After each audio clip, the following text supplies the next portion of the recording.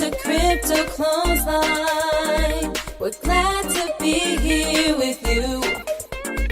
Hanging out the crypto laundry. Getting all the crypto info for you. Crypto Clothesline.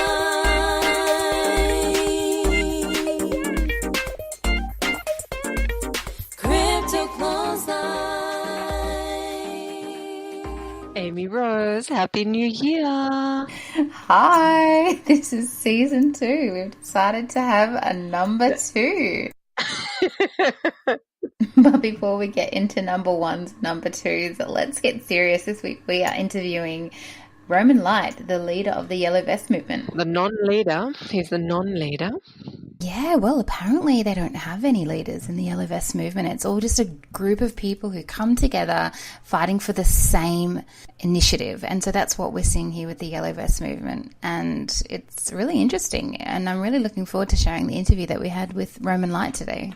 Well, I mean, the Facebook pages and everything are in his name. The whole development of the app and the website is under his instructions. So yes, I think that in a certain sense he's a leader, but he's also looking at a model which is more decentralized, where everyone gets to have their say. So I can also see why he doesn't want to be identified as the classic regime kind of leader. Also because he was describing early in the piece, but also later on in the interview, he describes how lots of other countries, lots of other people and lots of various different movements have kind of used this label of the yellow vest for various different applications which have nothing to do with the original intention. So I don't think he necessarily wants to be connected or associated with some of those outcomes, some of those movements. Yeah, look, it's pretty hard to stay out of the spotlight when you are a little bit of a leader of the Yellow Vest Revolution in France, but he has had to send his family back to Australia because of the risk of having them stay there in France. Yeah, he said they've come back. They went there for a family holiday and this movement started and he's still there. It sort of sounds like synchronicity, but it's amazing. It's amazing. He said they had something like over 900,000 hits to the YouTube videos within days or weeks of him starting to release these videos. So it really shows that the world is fertile and ready for this sort of activism. Yeah, look, I think it must be. It's spread to like 25 countries now, and it continues to grow. There's 5,000 people in the Facebook group, and just this guy, Roman, is having emails every day from different countries, and it's really quite impressive. So we can listen a little bit more about how he sees this referendum style, using an app on your phone, how that can be unfolding. And there's certainly a lot of tech people behind the scenes helping to put that together. But he does have quite an implored reaching out at the end of the interview where he says if there's anyone at all listening who has technical ability or who is impassioned to join this project and help the techs bring together websites and bring together different ways of us being able to hear the information without it being blocked, because there's a lot of control around Facebook and what's being released. He's looking for technical help.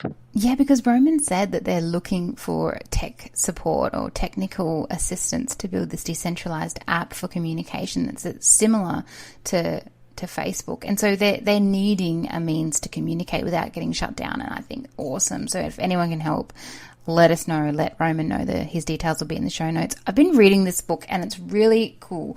It's The Anatomy of a Revolution, and it's by a guy called Crane Brinton, and it goes over all of the different stages in a revolution. I found it really cool because the Yellow Vest movement has gone through all these stages, and that's like financial breakdown, where they go to the government, they ask for changes, which the French government with the fuel tax, which I think is where all of this came from. It's why the whole movement started. Well, they have put a hold on that fuel tax, and then they go to the next stage, which is where the government uses force, and we've seen that already. But if the government uses force and that fails, usually the revolutionists win. Well, that's the case with all these other revolutions. And the book is really cool. It's from the 1930s, a bit old, but I find the old books are so good for outlining things really, really simply.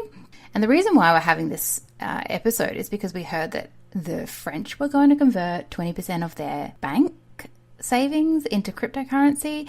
And so that's why I contacted Roman, because I was like, well, That's awesome. Is it true? Because a lot of the information we're receiving all the time with respect to the Yellow Vest movement is a bunch of lies. So might as well get the information from the horse's mouth, and we did.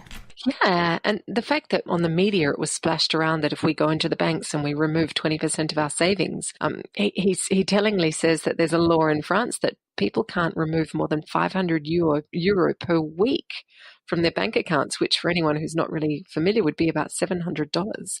So in 1 week, you can't remove more than $700 from your own bank account. He says that people in France don't really know about cryptocurrency because of the protection and the vetting of the information and the filtering of websites. So it's amazing that they've even got as much movement as they have. And the idea that people should go and buy Bitcoin with 20% of their fiat must have been an invention of Western media or non-French media, because he reckons most French people don't know anything about cryptocurrency. So it's a huge plus for the Crypto Clothesline that he's talking about cryptocurrency on our podcast for the first time. Yeah, and it was really good to understand how cryptocurrency and blockchain are going to play a role, irrespective of that fake news, whether French people were going to convert their fiat into cryptocurrency or 20% of their fiat into cryptocurrency, which obviously isn't the case. But it's good to know that people are calling this the next French Revolution, and it's cryptocurrency and blockchain that are going to play a really big role. So that's really cool to know as well. Well, my love, what a fascinating way to start season 2. So everyone knows season 2 is going to be all of the interviews that we have from the end of last year and a few other interesting interviews, including a couple from ding, ding, ding, ding. We have a New York correspondent who's going to be joining us a couple of times in each season and talking to people who are coming at us from the States. So they're going to be really busy interviews, aren't they? There's going to be 4 of us on there. That'll be fun.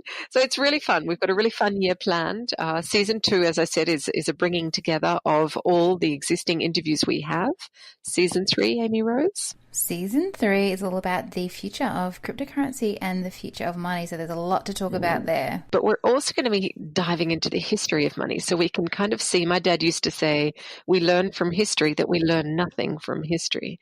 And I think that that's going to really shed some light. Like, everybody's talking about the future of money and cryptocurrency, but actually, are we just repeating in a different way what we've done ever since the sort of extraction of gold and the exchange of value? Yeah, I think we're going to be learning a little bit about cryptocurrency and money over the space of season 3. There's a few people who have a lot of educating to do, and I'm open. I'm ready. So season 3 is about money. Season 4 is all around surveillance and privacy. We're going to be looking at the 5 eyes really deeply, into the policies, into the invasion of privacy, into the of the wish of the Australian government to be able to have a backdoor into any encrypted websites and chats and things. So that's caused a lot of contention. Yeah, we're going to be talking to some hackers and some shady people, and we're going to try and get hold of Kim.com, which apparently is impossible, but not for the Crypto Clothesline. Absolutely, because in crypto and blockchain, it's all about things being encrypted and so-called privacy, and we'll be learning as we go, as always. And season 4? I think you mean season 4. I think number 5 comes after number 4. We're so good at this. So good. Season 5 is going to be all about the dodgy stuff. It's going to be called Crypto Controversies. That's it. And we're going to be talking about all of the shady stuff, all the dodgy stuff, some cool stuff, but it's going to be a recap of 2019 because, stuff happens.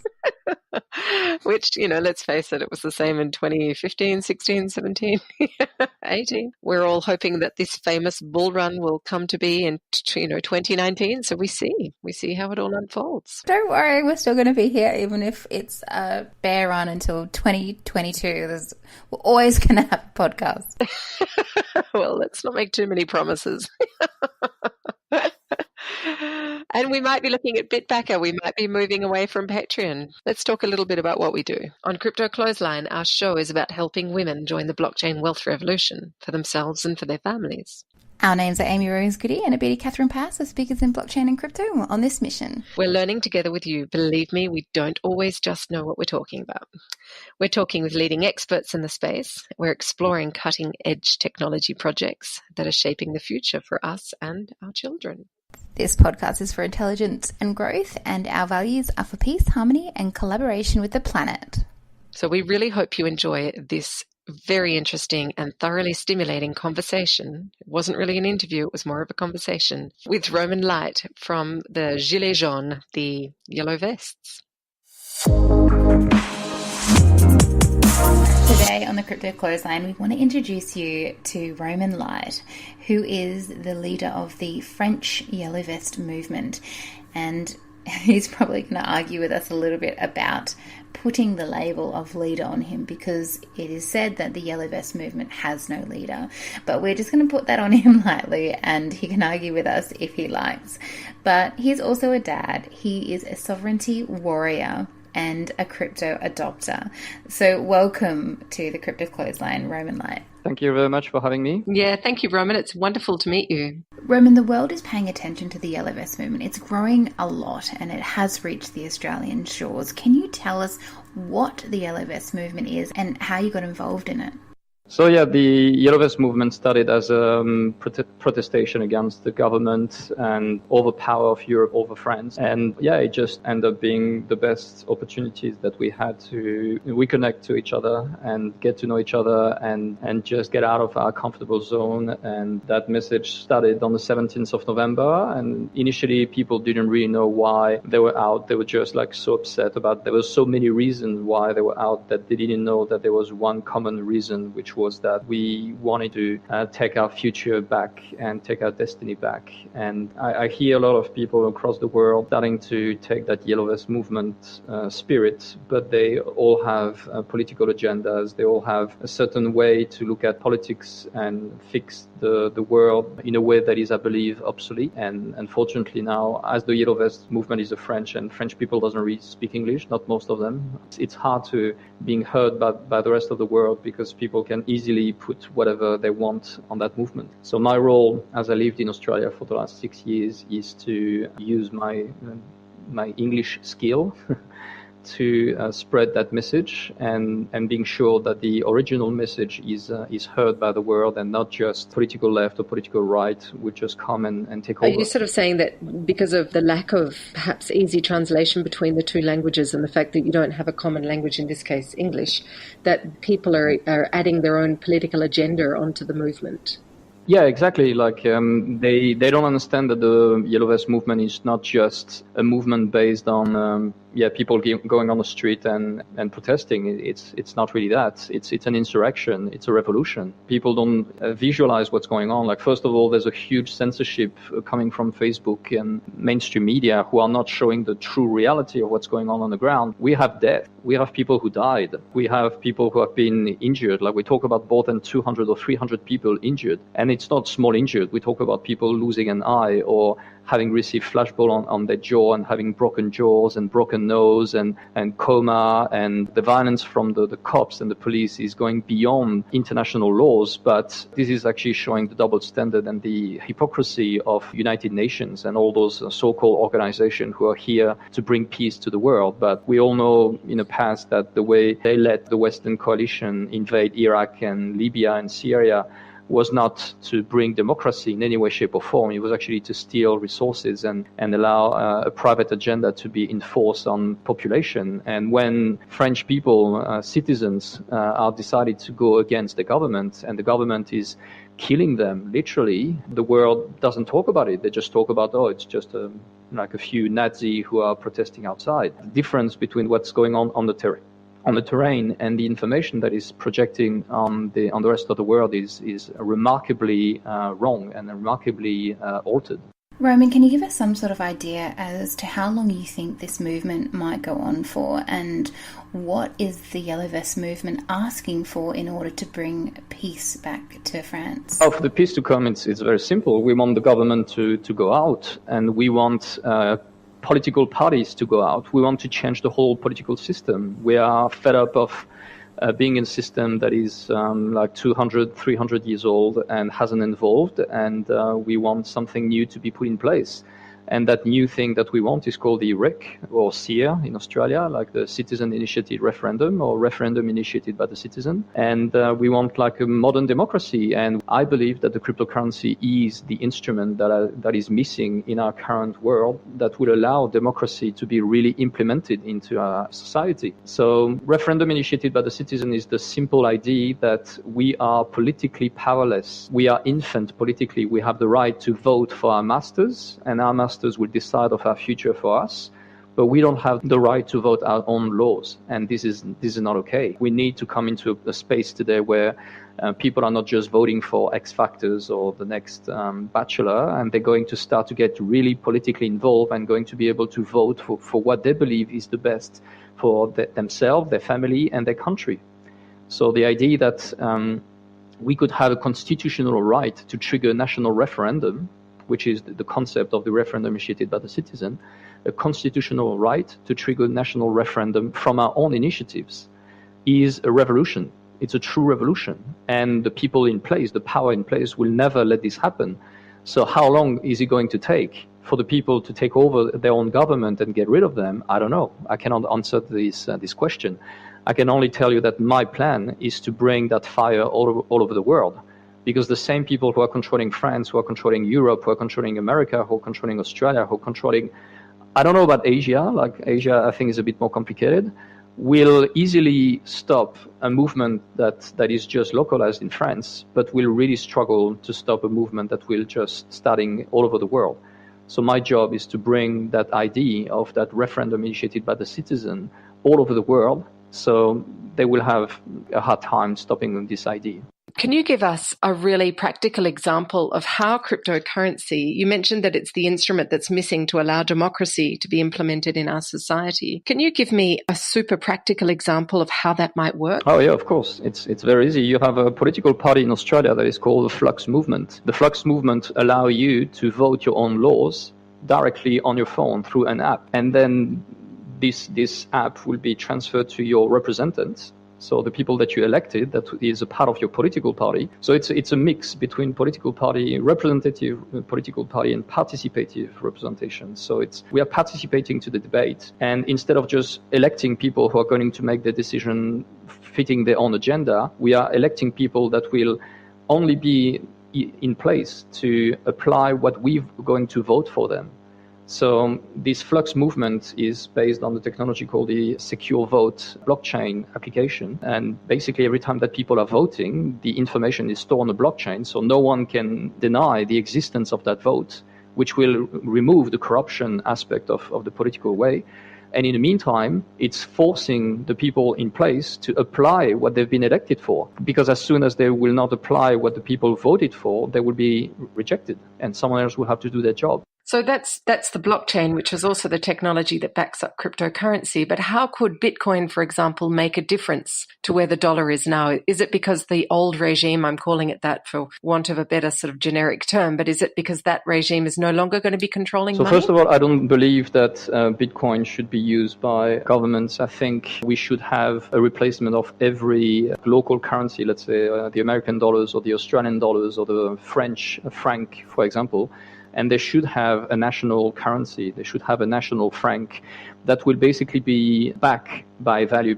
If today we could basically do the inventory of all the patrimony of a country, all the value, all the culture, all the potential of tourism, all the potential of the GDP. We could have a conversation about those different points, but we could actually back the value of a currency based on something tangible and physical. I guess in a way the Australian and American dollars or the euro is good in a way because it's based on tangible things, but bad because it's centralized and controlled by entities who don't have our common interests as the only best way to work. And the second point is that it's based on the fractional reserve and debt, which is basically a vicious circle that will bring the humanity down into that no-go zone. So the whole idea is to bring more depth in the crypto world. My message is to bring that depth that is, I believe, missing today in the crypto world. And we see today the crypto market completely falling off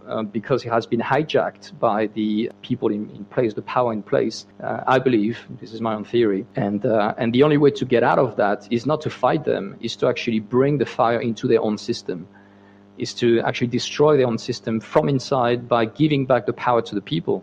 Because as soon as you could give the power back to the people through the referendum initiated by the citizen, we could allow the people to take the control back, create their own currency, alternative currency based on physical things, and then spread that message to the rest of the world. So Roman, on the same stream of the cryptocurrency thread, one of the things, and I know you're probably going to say it's all BS, but one of the things that we have seen over here in Australia is some news articles saying that the French are about to do a bank run, or the people who are listening have since heard that the French have done a bank run, but that they will be exchanging 20% of their fiat currency for cryptocurrency. We also see that, there's some yellow vesters who are wearing buy Bitcoin on the back of their yellow vests.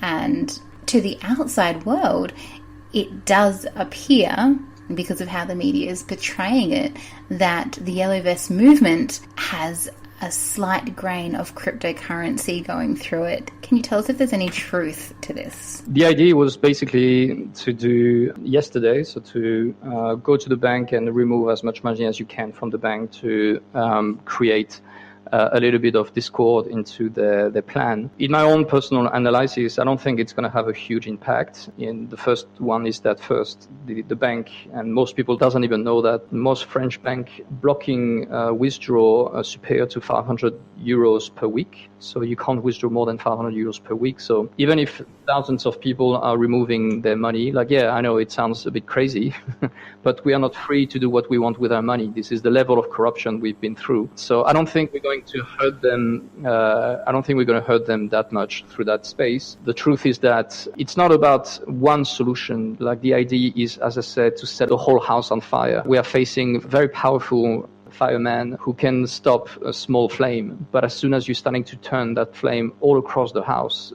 if you're attacking the castle from the left, the right, the up, the down, the inside, the out, that's when they're going to go in panic mode. And this is what we see in France. They go in panic mode by attacking their own citizens, by beating up peaceful protesters, children, old people, young people, everyone.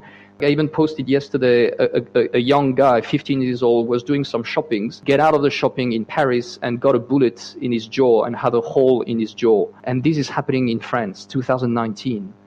Just getting out from shopping. And people doesn't hear about that because the media are controlled.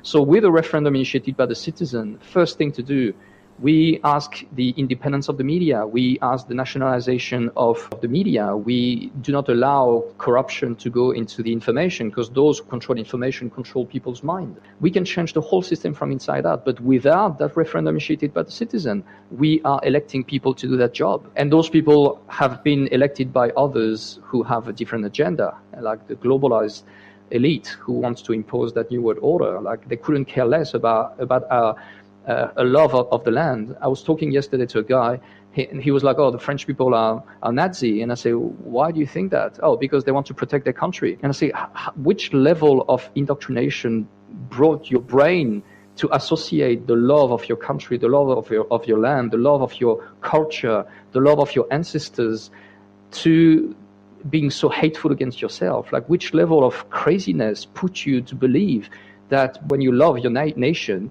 you are Nazi? Nazis were imperialists. They were not nationalists. They were racist. They were not nationalists. They loved the nation, of course, because this is something natural. But they wanted to bring that nation outside of their boundaries.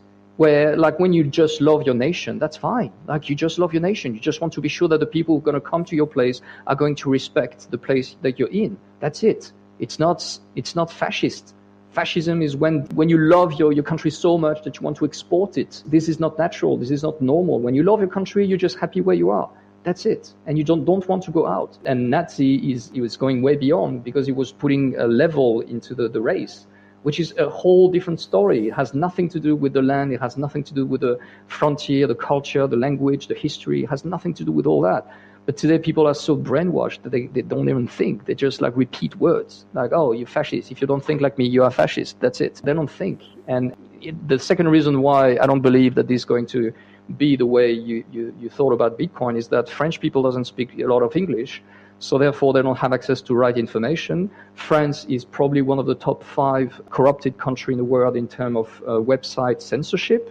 So we don't have access to the information here. And so they don't know about the existence of Bitcoin, except that it's something that was like used by hackers and pedophiles in the dark web, blah, blah, blah. So there's a mix of a lot of misinformation combined with fear, like always. So people don't really know what Bitcoin is, so therefore they will not put their money in Bitcoin if they don't know what it is. And the third point is that they cannot really use Bitcoin because there's not much ways to exchange it, because the system has refused in many times and many ways to have like withdraw cash Bitcoin for euros, because the European Union have absolutely no interest having Bitcoin as a competitor to the European currency. So what I'm saying is that fighting for Bitcoin is great and supporting Bitcoin is great. But Bitcoin was just the first initiative. Like we need to move on to the next level, which is having national currencies as long as we have the control of our own nation. Until we're going to get the control of our own nation and the people we get in power, and or at least we will be able to stop the corrupted people to be in place. Like I don't believe cryptocurrency will have any future. That's my own belief. So, Roman, the Yellow Vest movement in France is massive, but we also know that it's spreading, and that is the intention. We can see it here in Australia. We have a little interview at the end of this episode with Mike Holt, the visionary behind the Australian Yellow Vest movement, that our listeners can have a listen to, and also another full interview with Mike Holt if anyone wants to have a listen to that, and that'll be on our website as well.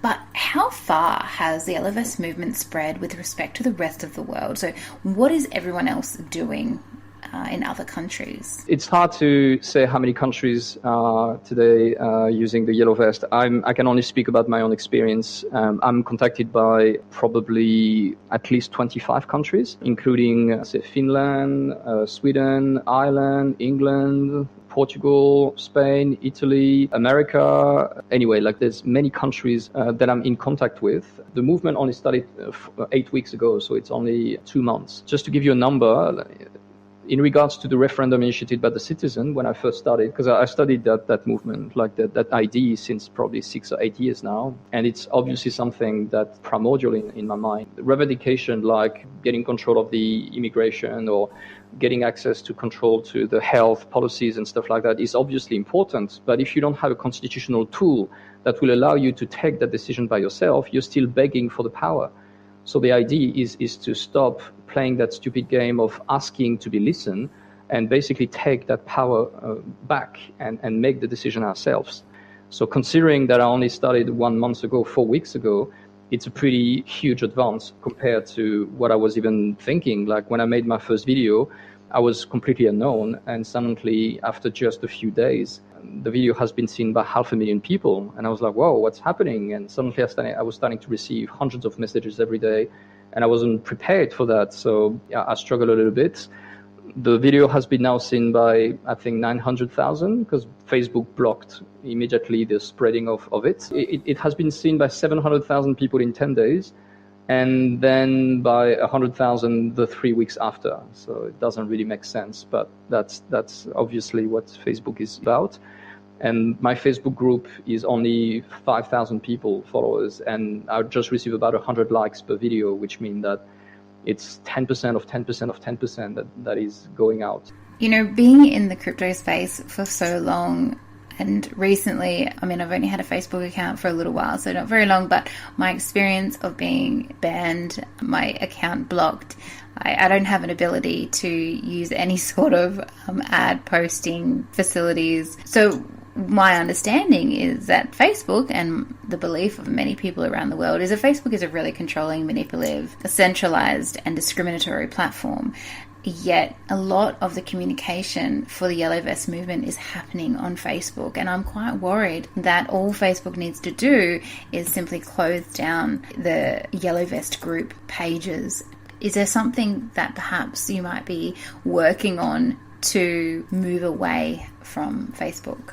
So this is something also, this is an issue we need to address. And again, this is an issue that the crypto world could solve by having alternative media with no filters and no bots and no corruption there that could do a huge work. And I'm actually participating to that by connecting people from all over the world, like blockchain specialists with alternative media specialists. We are trying to create an alternative Facebook platform with no censorship that will be country-based. So there will be like a Facebook per country. Why? Because the social network needs to prioritizedly be used by the people in their country, especially in that historical moment of empowerment of the population. So yeah, like that should be the kind of support we should receive from the crypto community. Instead of fighting for solutions that will not be implemented because the economy is controlled by those people, we should actually focus on how we can remove the power from those people to be able to get access to that and implement the solution after. That's the way I see things answered. So are there any applications, like encrypted applications, that you've looked into? Because what I use a lot, particularly for private conversations, is Telegram, and it's really good because you can even have conversations that disappear after about an hour. Really handy in some situations. So are there any other applications that you might be looking into that could help with the communication within the Yellow Vest movement? Which one? I don't know. I would much prefer one that will be entirely controlled by us and fully open source. And there's actually something that is already happening that now Mike and another friend of mine, Ivan, I think that you know as well. Yeah, I know Ivan, the systems architect for the D-Health Network. Yep, so he's both of them are working to collaborate with that man who created that alternative Facebook platform to put it on the blockchain. So maybe soon we're going to have a Facebook on the blockchain. When I say Facebook, it's a Facebook interface on the blockchain with even more option than Facebook itself. So that dream is not that far away from us. We only need now like support, programmers support, people who understand how important this is and how this could be the beginning of the new reality. I don't know how long it's going to take, but when I see people ready to die to change the system, it tells me a lot. Wow. Roman, have you heard about bitbacker.io? I mean, I know it's not exactly like a Facebook in the sense of doing live videos and things, but it is been suggested as an alternative to Patreon in the sense that you can receive cryptocurrency, and it seems to have a lot less control. To be honest with you, I'm so overwhelmed with everything I have to do. Like, I don't have much time to do some tests. I need to have people who are going to make sure that if I'm checking something, it's going to be really something that's going to save us time.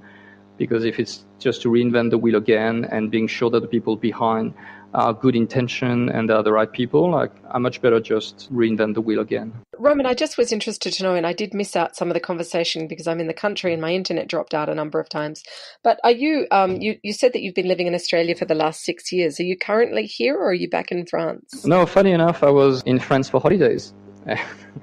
And the agenda changed, and synchronistically, I had to stay here for whatever reason. And now I'm starting to see why I had to stay here, and here I am. So no, I'm in France, but my wife and my daughters are Australian, and they're actually going to come back tomorrow, back in Sydney. And yeah, it's going to be hard for me to be separated from them, but I feel better for them to be safe on the other side of the world, because here, like, we don't know how things are going to move. Like, an insurrection is an unpredictable movement. So, and when we are facing a government that is not wise at all and is using force to create escalation, like, we don't know where this escalation will end.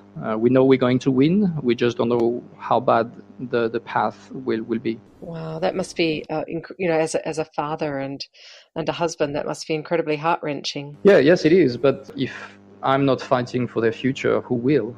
The people today are looking at their own life, and if I'm not doing what I'm doing today, what will happen in the future is that my daughters will look at me and say, okay, you gave us that reality. What do you want us to do with it? What could have you done before that could have changed that today? And if my answer was or will be, I was busy paying the rent, or I was busy feeding you and doing things like just being a slave in a system instead of trying to change the system, I will have miserably failed. So I understand deeply how that system works, and so therefore I have that responsibility to take that action and trying to inspire others to go out of their comfortable zone and to act. Because I don't know for you guys, but I was waiting for that movement for years. And now that it's there, I'm like, wow, I cannot just hide myself and just go back and find a simple job and just forget about all this. Because if we're missing that opportunity, we don't know when is going to be the next one. There's this interesting saying, and it's so simple, but it's once you've understood something or once you've seen something, you can't unsee it. You can't go back into the dark cave and just bury your head in the sand again. Yeah, or you can if you're cowards. And unfortunately, a lot of us human beings are cowards because we've been trained to be cowards. We've been trained to be afraid of ourselves, to not knowing who we are, to not knowing how powerful we are, how amazing we are, and therefore we are afraid of reality because we think that reality is our enemy, like nature is our enemy, immigrants are enemy, people in power are our enemy. No, they're not. We are our own enemy. Our own powerlessness is our own enemy. Our belief that we are powerless is our enemy. It's a belief. It's not true. It's a fog. And because we trust that fog and we trust that belief, we believe that we are not good enough, not strong enough, not clever enough, not powerful enough, and that's a good excuse. That's all we need. We just need an excuse to stay home and don't do nothing. That's all that system forced us to become. And it's an interesting thing because the system has forced us to become that. It's almost like this imposed apathy, and for people to really to wake up and overcome that apathy and create momentum where there is none. It's quite something to wake people up. I mean, I think by the looks of things, the fact that you said that you started in November and within a very short time you had a massive following, that already indicates that the world is fertile for this change. And yet when you're overcoming every day, it's not stupidity. It's not that human beings are stupid, but it is very hard to move people when they're stuck in the mud. Yeah, exactly. And don't listen to the media who are telling you that the movement is slowing down. It is not the case. The movement is actually increasing and increasing. So I don't know.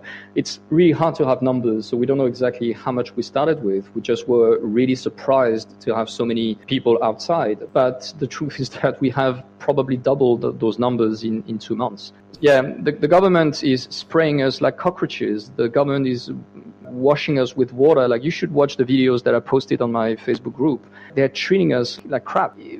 It's like, yesterday I was laughing with a friend because I was like, it's like gremlins. The more they're going to spread water on us, the more yellow vests are going to come. They don't understand this.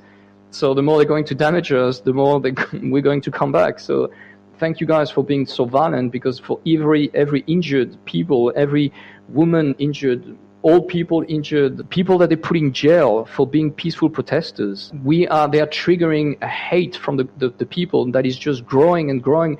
And I already predicted that a month ago. I said the point of no return has already been reached. We already reached a month ago the point of no return. So now we're going to win, or we're going to destroy that country. That's it. There will be no other way around, because there's no point continuing living in a lying system when people are awake that this is a whole lying system. Because the people could believe that democracy is democracy as long as they think that democracy is just having a peaceful and happy life. But as soon as you're starting to see the true face of democracy, which is agree with what we tell you to agree with, be a good slave, pay your tax, or we're gonna show you who we really are. And now that they see and they saw the real face of the monster, there's going to be no way back. Wow, it's been amazing talking to you today, Roman. We understand that your time is really valuable, so thank you so much for coming on the show. We really appreciate it. Thank you very much for having me. You're welcome. Bye-bye. Wow, not many words can describe the magnitude of what the Yellow Vest movement is actually doing. It is pretty big, and Roman and Mike have their work cut out for them. So from what they've achieved, I do have faith that they could probably bring about some massive change, but we're just not sure of what direction this whole thing is going to take. I mean, Roman did have to send his family away just to protect them, because we just don't know what's going to happen in France, particularly with all of the force that the French government is inflicting at the moment. I'm still blown away, and I feel like I need to listen and re-listen to that interview, because while he was speaking, it was unfolding in my brain, but I was getting like little ant tracks of understanding. I wasn't sort of getting a buffalo sort of herd of understanding, if you know what I mean. It wasn't like this really clear line. I was like, oh, so that's how you see it could work. And the fact that even the way he responded to that tweet that you talked about, that we should all go in and remove 20% of our fiat and then go and use cryptocurrency instead. The way that he was just so clear about why that wouldn't work, or why he didn't think that would have a massive effect. It's just really interesting the way certain information gets tweeted and it gets released on social media, and then it almost becomes like a social truth. So, do you know in France that they're going to be taking 20% of it? And he just turned around and went, well, no, they can't even take money out of their banks. That's how controlled we are over here. We don't know about the fact that people have died in this movement, that people have had their eyes removed. He said that a 15-year-old boy was shopping and he was wearing his yellow vest and he came out and got a bullet hole in his jaw. He's saying this kind of violence is going on against the citizens, peaceful activists who are citizens in this country, and none of it hits the media. It's not just that we're being censored from news.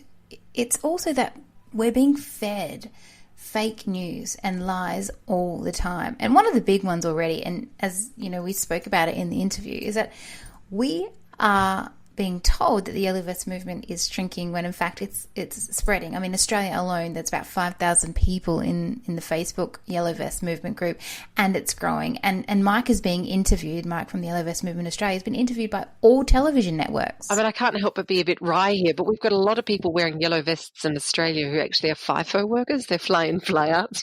My partner being one of them. It's like, oh gosh, I used to wear his yellow vest when I'd ride my bike so I could be easily seen. Now I'll be seen as an activist riding my bike. I think it'll go if you see someone walking around Myer or the supermarket and they're wearing a yellow vest that says CIR, they're probably in the yellow vest movement. But if they are wearing a yellow vest and they're on a work site, that is a dead giveaway that I think they're at work. I'm just saying. Or RIC, depending on whether you're speaking the English or the French version. Yeah, that's the thing. It's really confusing. But if you're in France, it's RIC. And if you're in Australia, it's CIR, so Citizens Initiated Referendum. And if you are in Australia, then you'll probably have heard of the Yellow Vest movement here because it is growing. And the founder or the guy behind the Yellow Vest movement, along with many others, obviously there's no leaders, Mike Holt, spoke to me in my house on my lounge about the Yellow Vest movement. And he's since been interviewed by all the networks, ABC, Channel 7, Channel 10, about what's happening with the Yellow Vest movement. Should we have a listen to that now? Yeah, let's have a listen. Mike Holt, thanks so much for joining us on the Crypto Clothesline today. We're sitting here in my office at my house, having a cup of tea and talking about the Yellow Vest movement in Australia. Mike, you're a Vietnam vet, you fought for the country and you continue to fight for the country, particularly with respect to the Yellow Vest movement, but you also have another few little projects going on to restore Australia. So can you tell us firstly, what is the Yellow Vest movement in Australia? Why was it created and how's it going at the moment? Okay, well, a few weeks ago I watched a video put out by Roman Light, who was one of the spokesmen for the Yellow Vest movement in France, and I was particularly interested because he was talking about citizens-initiated referendums, or as they call it over there, referendums initiated by the citizens. RIC. So I got in touch with him through Facebook and we started talking. We realized there was a great synergy there, and I asked him if it was okay if I set up a Yellow Vest page in Australia, which I then called Yellow Vest Australia and Worldwide. At the same time, there were other people setting up Yellow Vest pages in Australia without any affiliation with France. And so I was a little bit worried about that. But at the end of the day, the Yellow Vest movement is not about any one particular person. And you can call me a leader all you like, but I'm not really a leader as I've been elected or I've been appointed by anybody. If I am inspiring people, and that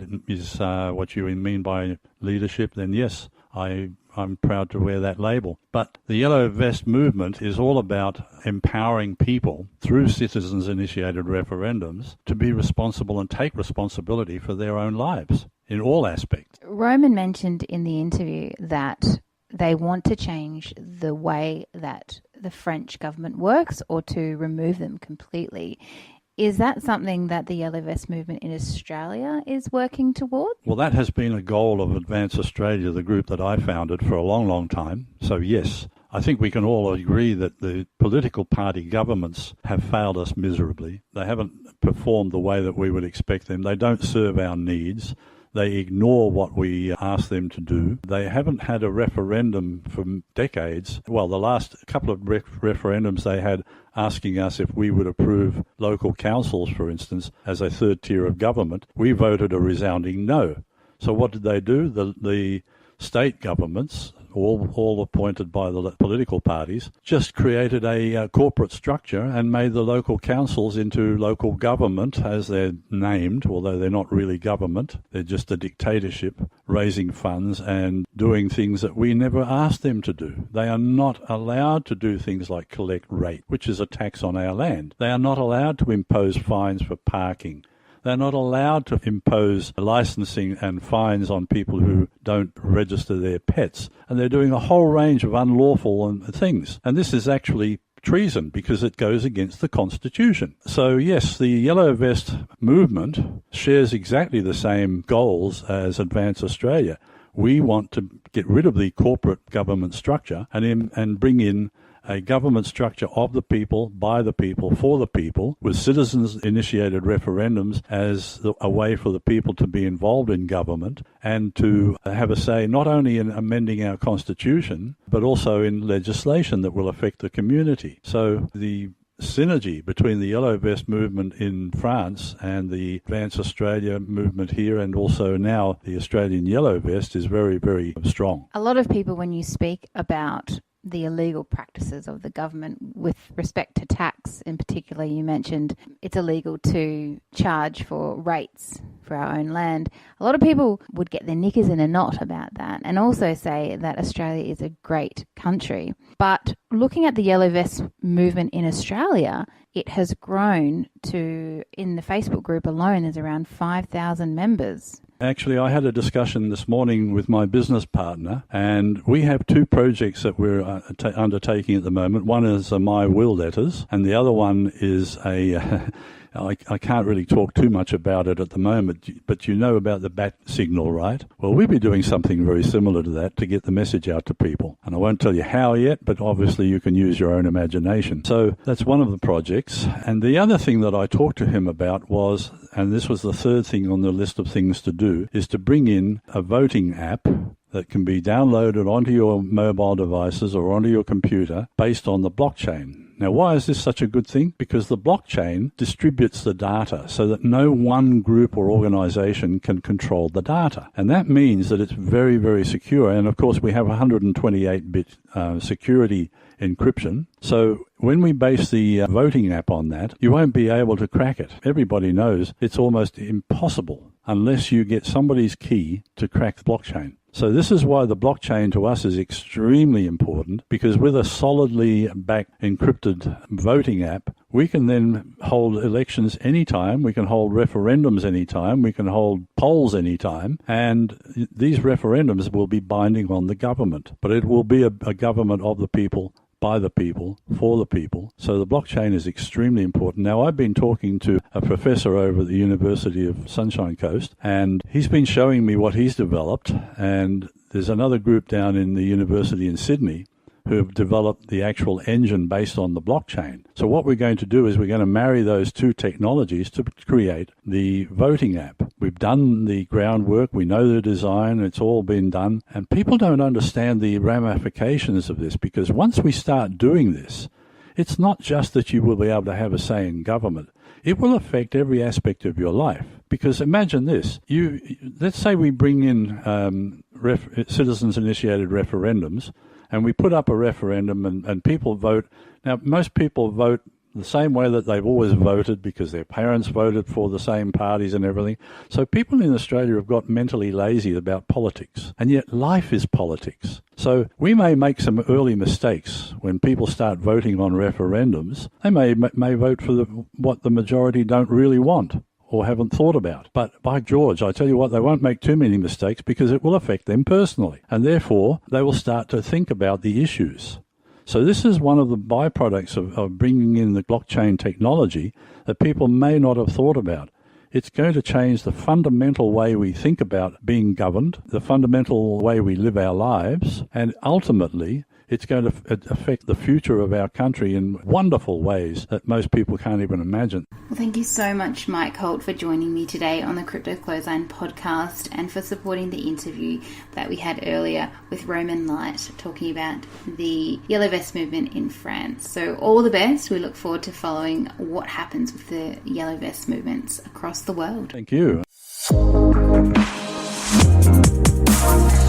So you got to interview we've spoken to France, we've spoken to Australia. We're a bit bloody VIP, aren't we? Yes, we're the Crypto Clothesline, of course. Not holy moles, just holy moly. No. Bit of a whole... I'm not going to say it. Oh, come on, girl. Don't go there. Well, I've got to say that this as a first edition to season 2 of Crypto Clothesline has been riveting. I feel extremely honoured, and I'm really proud of you for making that connection and making it happen, Amy-Rose. You know, we've had some fabulous people on the show, famous and not famous, but this guy really feels like he's rocking the boat internationally, and it's bloody exciting that he was talking to us today. Yeah, he's a bit of a hero, I think. And also Mike as well, the Australian leader of the movement. It's an absolute honour to have his input and to have him on the show as well. Well, I think it's really quite important to Mike because he's a Vietnam vet. So he fought for this country. He fought for the greatness of this country. So he's gone on, lived his life, and he's seen what's happening, the things that he's not satisfied with in the Australian government particularly. So he actually has a mantle. He's got a right to say, guys, I fought for this country. Now look what you've done to it. And so I feel like he's got quite an honourable perspective. Absolutely. I understand that you have a yellow vest in your possession. Where did you hear that? Are going to be doing a selfie in the vest and posting it on Facebook. Am I right? I'll do that tomorrow. Okay. I want to see it. Oh, I should do it at the beach with my new togs. That would be very cool. That would be extremely cool. And oh God, that's so cool. And when we get invited onto that Mediterranean cruise this year to join all those, Intel speaks, all those clever people, we'll be wearing our yellow vests over the top of our bikinis, won't we? I'm not even going to be wearing bikinis on that cruise because you don't. I was being ironic. Oh, don't you think? You dag. No, definitely. We will not be wearing bikinis. Let's face it. What a brand new pair of bikinis. I'm so excited to wear them. I love bikinis. I love it. I even love, do you know what I really love? I love going to Italian beaches. There are some really hot women on those beaches and I kind of feel a little bit shapeless around them. But then I look at all these rockin' it grandmas who are in their 70s. They're still in their funky bikinis.